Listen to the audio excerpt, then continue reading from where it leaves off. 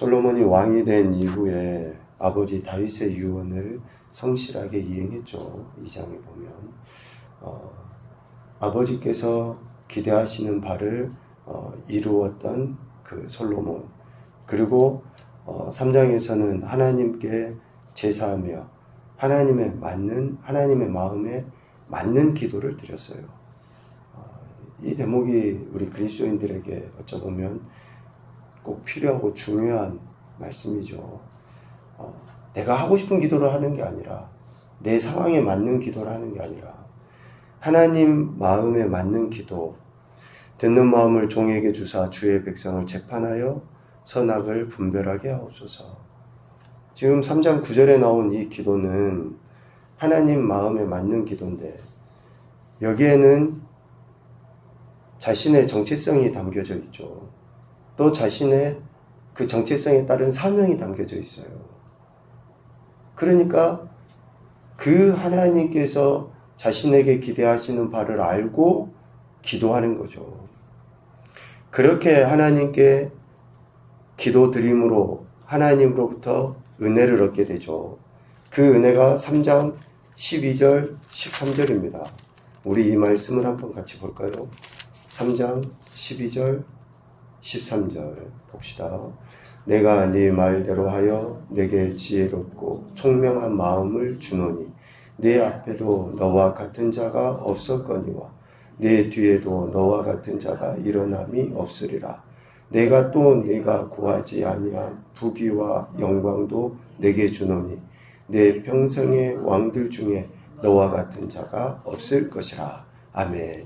이렇게 하나님께서 솔로몬에게 은혜를 베푸시죠. 아버지에 대한 공경과 존중, 순종, 그리고 하나님께서 맡기신 왕이라는 직분을 감당함에 있어서 하나님의 지혜를 구한 솔로몬에게 하나님께서는 지혜와 함께 부귀영화도 허락하신 것이죠. 그 내용이 오늘 20절 이하에 기록되어 있습니다. 하나님께서 솔로몬에게 주신 그 은혜들, 그런데 이런 은혜는 솔로몬 때에 하나님께서 즉흥적으로 그렇게 주신 게 아니라 이미 하나님이 언약하시고 약속하신 것의 성취가 순종하는, 또 하나님의 은혜를 구하는 솔로몬 때에 나타났다는 거예요. 하나님께서 이미 말씀하신 그 약속의 말씀이 솔로몬을 통해서 이루어진 거죠. 솔로몬 시대에 이스라엘의 인구가 어떻다고 합니까? 바닷가에 모래같이 많게 되고 또 모든 사람들이 먹고 마시고 즐거워하게 되는 그런 은혜가 주어진 거죠. 그리고 솔로몬의 지배권, 솔로몬의 영향력이 그 강에서부터 유브라데 강이죠. 블레셋 사람의 땅에 이르기까지, 애굽 지경에 미치기까지 했다. 그러니까 사람은 바닷가에 모래와 같이 많고 솔로몬의 영향력은 유브라데에서부터 애굽 강까지 그 근동의 모든 지역을 다스리는 왕으로 세워지게 되고, 솔로몬이 사는 동안에 그러한 나라들로부터 조공을 받게 되는 그러한 일이 있었죠. 이것은 일찍이 하나님께서 아브라함에게 하신 약속을 솔로몬을 통해 지키신 겁니다. 창세기 15장 18절에 보면 하나님이 아브라함에게 약속하시죠. 그날에 여호와께서 아브라함과 더불어 언약을 세워 이르시되 내가 이 땅을 애굽 강에서부터 그 큰 강 유브라데까지 네 자손에게 주겠다 라고 하나님이 분명히 창세기 15장에 이미 아브라함에게 자손이 있었습니까? 누가 있었습니까? 아무것도 없었잖아요. 그런데 일찍이 하나님께서 아브라함에게 하신 약속의 말씀이에요. 그 말씀이 하나님 마음에 맞는 다윗, 하나님 마음에 맞게 기도하는 솔로몬을 통해서 지금 신실하게 이루어진 것이다라는 거죠. 그래서 아브라함에게 하신 약속의 성취이고, 또 솔로몬의 아버지인 다윗이 전쟁에 나가서 승리하여 얻게 된 결과물이 지금 솔로몬이 누리고 있는 이 영화다라는 거예요. 아버지 다윗이 하나님 말씀에 순종해서 전쟁에 나가 승리한 것의 결과물이 지금 유브라데 강에서부터 애굽 강에 이르기까지 솔로몬이 차지하고 있는 그 나라라고 이야기합니다. 사무엘하 8장 6절 말씀에 보면 다윗의 종이 되었다. 다메섹 사람들, 또 두메 사람들, 아람 사람, 이렇게 사람들이 다윗의 종이 되고 조공을 바쳤는데 말미에 뭐라고 표현하냐면 다윗이 어디로 가든지 여호와께서 이기게 하시니라. 다윗이 어디로 가든지 이기게 하시니라. 그래서 지금 실질적으로 솔로몬은 전쟁을 치르지 않았어요. 솔로몬이 전쟁을 치러서 이런 나라들을 취했다라고가 없습니다. 그런데 솔로몬의 백성의 수가 많아지고 또 솔로몬의 지배권이 온 지경에 이렇게 이른 것은 하나님의 약속, 그리고 아버지 다윗이 하나님의 뜻에 순종하여 나가 싸워서 이긴 결과물인 것이죠. 그래서 하나님은 택하신 백성과 맺으신 언약을 신실하게 이루어가시고, 택함을 받은 백성은 어떻습니까? 그 언약에 대해 순종을 보일 때에 하나님이 약속하신 언약이 자신들의 삶에 실제가 되는 거예요. 실제가. 그러니까 성경에 기록된 하나님의 약속의 말씀, 축복의 말씀, 문자적으로 기록되어져 있죠. 그러나 그 문자적으로 기록된 약속과 축복의 말씀들이 내 삶의 실제가 되는 것은 다름이 아니에요. 내가 그 말씀을 듣고 내가 순종할 때 내게 실제가 되는 것이지. 그래서 늘 우리는 하나님 말씀에 귀를 기울여 듣고 순종하는 태도, 자세를 취할 뿐만 아니라 그러한 삶을 살도록 하나님의 은혜를 구하는 것이죠. 오늘 솔로몬은 하나님의 약속의 은혜들을 이렇게 경험하게 되는데, 그렇게 하나님을 경외하는 솔로몬, 또 하나님께 기도했던 솔로몬에게 하나님이 지혜를 주시죠. 29절부터 34절까지 보면 듣는 마음, 경청의 태도를 하나님께 구했을 때에 하나님이 오늘 29절에 보니까 솔로몬에게 지혜와 총명을 심히 많이 주시고 또 넓은 마음을 주셨다라고 이렇게 이야기를 합니다. 그 넓은 마음, 지혜와 총명을 하나님이 주심으로 인해 이스라엘 그 누구보다 지혜롭고 동쪽 모든 사람의 지혜와 애굽의 모든 지혜보다 뛰어난 지혜자가 되었다라고 30절에 그렇게 이야기를 합니다. 하나님께서 주시는 지혜는 어느 딱 한 분야에만 걸쳐지지 않더라고요. 지혜는. 그리고 또 어른들이 그러잖아요. 세상을 살아보면 연륜이라는 게 있잖아요. 그러니까 겸손해질 뿐만이 아니라 많은 영역들에 대해서 그것을 전문적으로 배우지는 않아도 통히 알게 되는 거예요. 그게 이제 지혜거든요. 한 분야뿐만이 아니라, 그런데 이 지혜는 하나님이 가지신 그런 존재나 또 속성, 이런 것들로 계속 삶을 바라보다 보니까 삶의 모든 영역에서 탁월한 태도를 갖게 되는 거, 그렇게 나타나 보여지거든요. 오늘 솔로몬의 모습도 그렇잖아요. 잠언 3000가지를 말하고 1005편의 시편을 노래하고, 그러니까 문학적으로 뛰어나다라고 이야기할 수 있겠죠. 그리고 또 초목에 대해서 말하고 짐승과 새, 기어다니는 것, 물고기에 대해서 말할 수 있는, 이 말은 단순히 그냥 언어의 이런 표현이 아니죠. 학식이 깊다라는 거죠.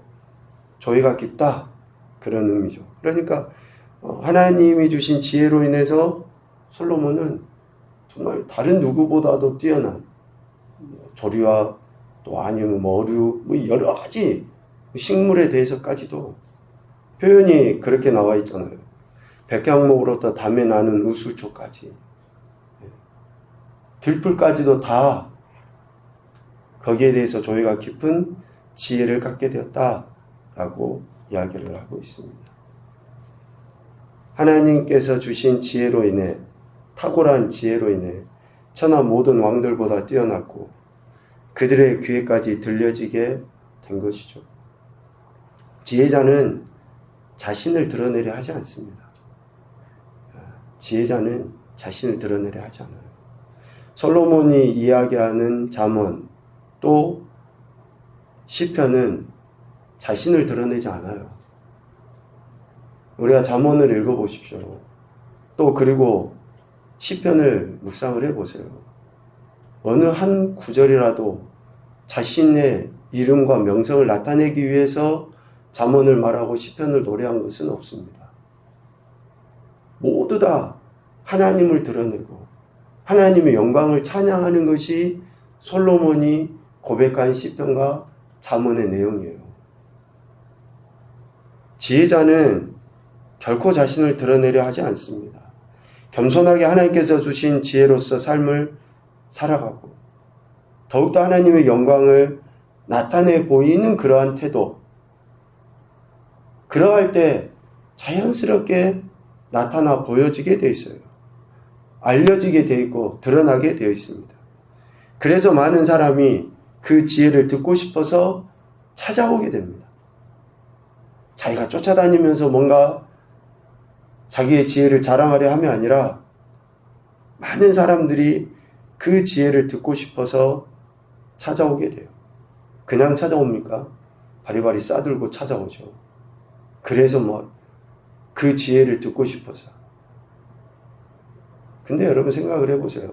그 지혜라고 하는 것은 단순히 분별을 해주는 지혜를 이야기하지 않아요.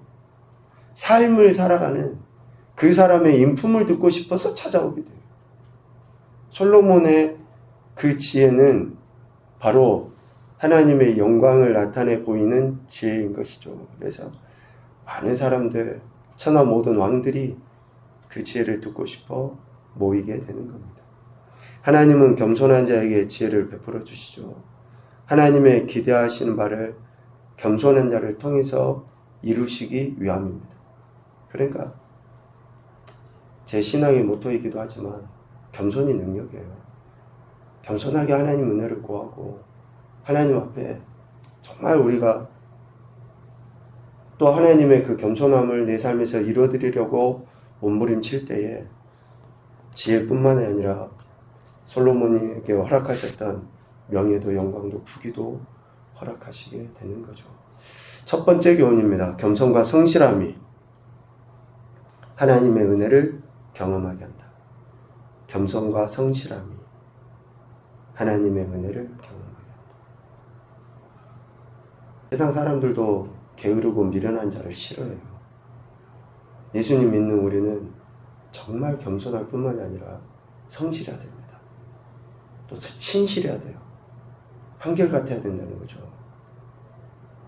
시간이 지나고 세월이 지나면서 한결같지 못하면 그것은 교만함의 표현입니다.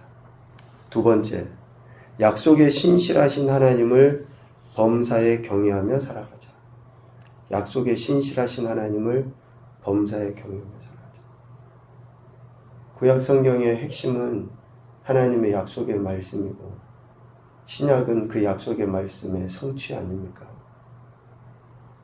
오늘 우리도 성령 하나님을 통해 약속하신 하나님의 말씀이 성취되고 있는 것을 경험하는 거예요. 얼마나 귀한 은혜인지 모릅니다. 그래서 범사에 하나님을 경외하며 살아야 되고요. 세 번째, 나의 믿음이 자손들에게 선한 영향력으로 끼쳐지게 하자. 나의 믿음이 자손들에게 선한 영향력으로 끼쳐지게 하자. 아브라함이 하나님 앞에 보였던 태도, 다윗이 하나님 앞에 보였던 태도가 오늘 솔로몬이 누리는 영광이에요.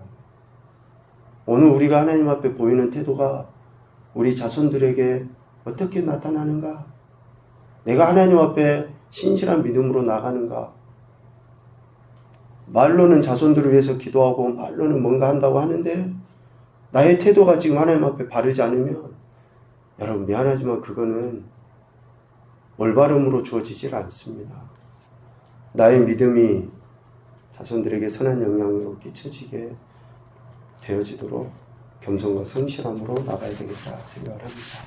오늘 솔로몬이 누린 부귀 영화는 하나님 주신 은혜입니다. 그냥 전적인 선물이 아니라 믿음의 선배들의 그 순종의 태도로 얻어지는 거죠. 또 바른 기도로 하나님께서 주신 선물입니다. 오늘도 저와 여러분이 하나님 앞에 바른 태도 또 바른 기도를 할 뿐만이 아니라 겸손과 성실함으로 나아가 하나님의 영광도 나타내시고 약속하신 은혜들도 경험하는 격복된 한 날이 되시기를 주님의 이름으로 축복합니다. 아멘.